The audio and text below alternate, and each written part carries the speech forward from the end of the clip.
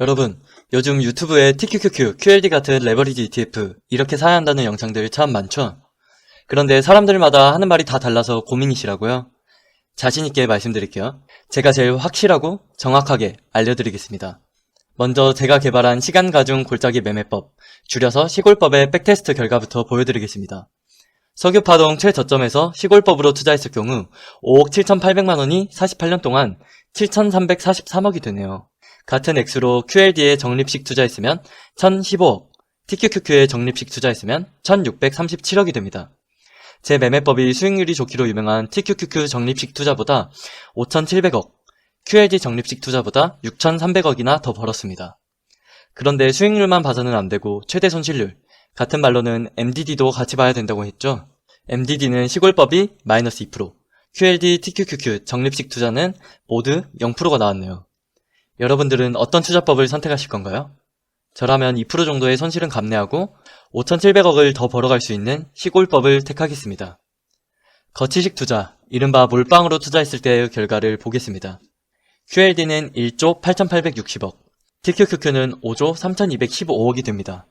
시골법과는 비교도 안되게 엄청난 수익을 거둡니다. 그런데 이는 당연한 겁니다. 왜냐하면 가장 낮은 곳에서 모든 돈을 한 번에 투자했기 때문이죠. 하지만 거치식 투자는 절대 해서는 안 되는 투자라고 했죠. 왜냐? 고점에서 투자하면 망하기 때문입니다. 그리고 지금이 고점인지 저점인지는 이 세상에서 아무도 절대 알 수 없습니다. 석유파동 최고점에서 시골법으로 6억을 투자했으면 8,634억이 됩니다. 같은 액수로 QLD에 적립식 투자했을 경우 1,279억, TQQQ는 2,124억이 되네요. 시골법이 QLD, TQQQ 적립식 투자보다 각각 7,355억, 6,510억을 더 법니다. 수익률 차이가 엄청나게 나는 것 같습니다. 이제 MDD를 보겠습니다. 최고점에서 투자한 거니 최저점에서보다 MDD 값이 안 좋게 나왔습니다. 시골법의 MDD는 마이너스 16%, 적립식 투자는 마이너스 2%, 3%가 나왔네요. 이번에도 저는 이 정도의 MDD 차이는 감내하고 훨씬 더 많은 수익을 올리는 시골법이 압승이라고 생각합니다. 적립식 투자의 최대 장점이 폭락과 상관없이 괜찮은 수익을 얻는 것인데 최고점, 최저점에서 모두 시골법이 적립식 투자를 압도 했습니다. 거치식 투자 결과를 보겠습니다. 투자한 6억이 QLD는 3,316억, TQQQ는 3,303억이 됩니다. 최악의 시점에 투자한 것 치고 수익률이 괜찮네요. 적립식보다도 수익률이 괜찮습니다. 그러면 거치식 투자도 할만한 투자 아니냐고요? 네, 절대 아닙니다. 다시 한번 말하지만 투자의 타당성을 따질 때는 수익률뿐만 아니라 MDD도 봐야 됩니다. 마이너스 84%, 마이너스 94%의 MDD가 나왔네요. TQQQ에 몰빵으로 투자했다면 투자한 6억은 6%인 3,600만원만 남아있는 날이 옵니다. 현실적으로 이 정도의 손실을 버틸 수 있을까요? 저는 절대 불가능하다 봅니다. 진짜 만약 버텼더라도 백테스트 결과와 다른 현실이 나타날 수 있습니다. 파산이 될 수도 있다는 말입니다. 정리하겠습니다. 거치식 투자는 고점에 들어갈 경우 수익률이 문제가 아니라 과장해서 50조를 버는 백테스트 결과가 있다 하더라도 극악의 MDD를 겪어야 하기 때문에 해서는 안 되는 투자입니다. 시간가중 골짜기 매매법이 좋은 줄은 알겠는데 이쯤 되면 어떻게 만들어졌는지 궁금하실 것 같아요. 이 사람이 특정 시점에서만 좋은 결과를 나오도록 교묘하게 만든 거 아닐까? 하면서 의심하실 수도 있을 것 같아요. 시골법이 어떻게 하는 건지는 저번 시간에 말씀드렸죠? 우측 상단에 영상 띄워드리겠습니다. 오늘은 시골법이 어떻게 만들어졌는지 설명드리겠습니다. 우선 시간가중 개념부터 설명드리겠습니다. 투자 원금이 1억 2천이고 2020년부터 10년 동안 매월 1일에 TQQQ만 매수한다고 가정할게요. 매달 얼마의 돈을 넣는 게 합리적일까요? TQQQ는 나스닥이 만들어지고 현재까지 백테스트상 14.1%의 연평균 성장률을 가집니다. 이를 월 단위로 계산하면 평균적으로 매월 1.1%씩 성장하는 수치입니다. 마지막 달에 A1으로 TQQQ를 매수하면 한 달 후 회수하는데 TQQQ의 월평균 성장률은 1.1%이니 회수할 때의 기대값은 1.011A1입니다. 그 전달에 A1으로 TQQQ를 매수하면 두 달 후 회수하므로 회수할 때의 기대값은 1.011 곱하기 1.011A1입니다. 마지막 달의 기대값인 1.011A에 비해 그 전달의 기대값인 1.011 곱하기 1.011A는 1.1% 더 큽니다. 그러므로 마지막 달에 넣은 돈보다 1.1%더 많은 돈을 그 전달에 넣는 것이 합리적입니다. 쉽게 말하면 많은 돈이 될 것 같은 곳에 그만큼 많은 돈을 넣는 것입니다.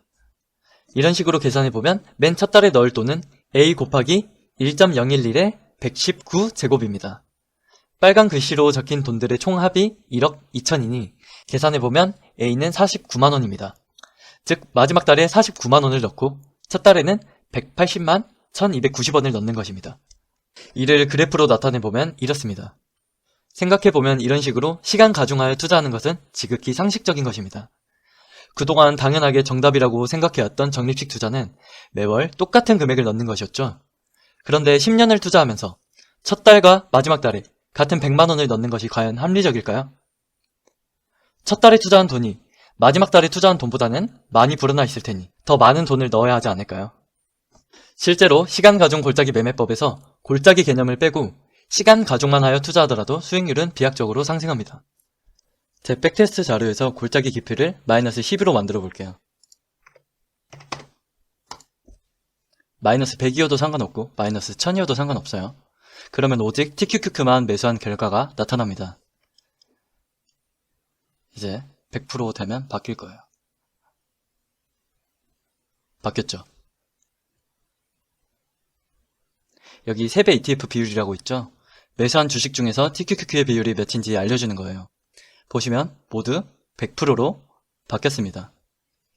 이렇게 되면 TQQQ 하나의 주식만 사는 거니까 시간 가중 골짜기 매매법에서 골짜기 개념이 빠진 시간 가중 매매법이 되겠죠? 아래 결과는 연도별로는 14.1%, 월별로는 1.1%의 시간 가중을 줘서 TQQQ를 매수한 결과입니다. 이 결과들이요. 석유파동 최저점에서의 결과입니다. 최대 손실률은 거의 차이가 없지만 수익률 차이는 엄청나죠. 시간 가중으로 투자하는 것이 매월 똑같은 돈을 넣었을 때보다 5,900억을 더 벌어서 7,588억이 되어 있습니다. 석유파동 최고점에서의 결과입니다. 이번에도 시간 가중으로 투자하는 것이 6,800억을 더 벌었습니다. 최대 손실률은 조금 더 많이 나왔지만 마이너스 17%는 충분히 감내할 수 있는 수준입니다. 시간 가중으로 투자하는 것은 이론적으로도 합리적이며 실제로도 백테스트 결과가 아주 만족스럽게 나왔습니다. 지금까지 예시로 든 사례는 오직 TQQQ만 매수하는 경우였고 시간 가중 골짜기 매매법에서는 TQQQ와 QLD를 모두 매수해요. 따라서 TQQQ와 QLD의 성장률의 평균값을 시간 가중치로 사용합니다. TQQQ의 연평균 성장률은 14.1%, QLD의 연평균 성장률은 13.6%입니다. 두 연평균 성장률의 평균은 13.85%이고 이는 1.086%, 반올림해서 1.09%의 월평균 성장률에 해당합니다. 즉, 마지막 달에 A1을 넣는다고 가정했을 때 그 전달에는 1.09% 더 많은 1.0109A1을 넣고 또 그 전달에는 1.0109 곱하기 1.0109A1을 넣는 게 가장 합리적인 돈의 분배가 되는 거예요.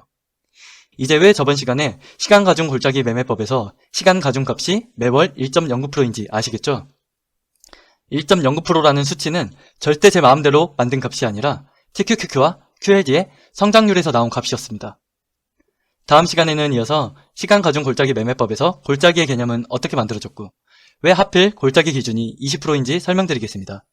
긴 영상 보시느라 수고하셨습니다.